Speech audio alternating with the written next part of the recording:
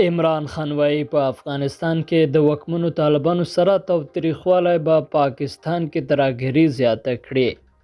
د پاکستان پخوانی صدراعظم عمران خان ویلي که په افغانستان کې د واکمنو طالبانو سره اړیکې خرابې شوې نو په پاکستان کې د ترهګرۍ ضد هڅو ته به تل پاتې توان واړوي. عمران خان دغه خبره پرون د سه‌شنبې په ورځ په اسلام آباد کې پاکستان کې د ترهګرۍ د نوې څپې د عنوان لاندې راجوړ سیمینار ته د ویډیو لینک له لارې کړې ده. په وروستیو کې په ځانګړي ډول په خیبر پښتونخوا د افغانستان سره په پوله پرتو علاقو او بلوچستان صوبه کې د ناامنۍ پیښې زیاتې شوې دي چې د زیاترو ذمهوارۍ تحریک طالبان پاکستان منلې دي.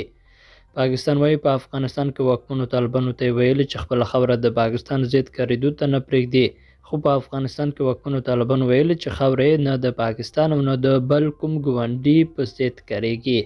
عمران خان وویل چې د پاکستان موجوده حکومت یوه دوه وزیران چې په حالاتو نه دي خبر د افغانستان په اړه غیر ذمهوار بیانونه ورکوي چې هلته به حملې وکړي. په افغانستان کې واکمنو طالبانو زموږ سره مرستې کول پرېښودي دي. په راتلونکي کې دغه اثر به دا وي چې که د ترهګرۍ جنګ بیا پیل شو دا به بیا روان وي. د نوموړي په خبره وزیر خارجه بلاول بھټو زرداري په نورو ملکونو کې ګرځي، تر ټولو مهم خو ورته افغانستان ته تلل پکار وو، خو که اوس د هغو سره اړیکې خرابې کړای شوې نو دا به د پاکستان دپاره غضب جوړ شي د ترهګرۍ ضد کومه جګړه چې موږ پیل کوو. په وروستیو کې د پاکستان د کورنیو چارو وزیر ناصر الله ویلي وو که چېرې افغان طالبانو په افغانستان کې میشت د تحریک طالبان پاکستان خلاف ګامونه ونخیستل نو پاکستان حق لري په افغانستان کې هغه ترهګر په نښه کړي کوم چې په پاکستان کې ترهګري کوي،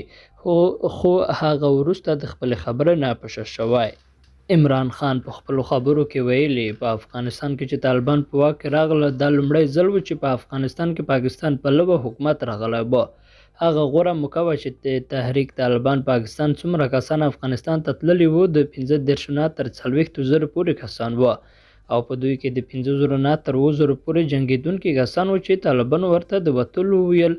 هغه وخت چې جوړجاړی شوی وای.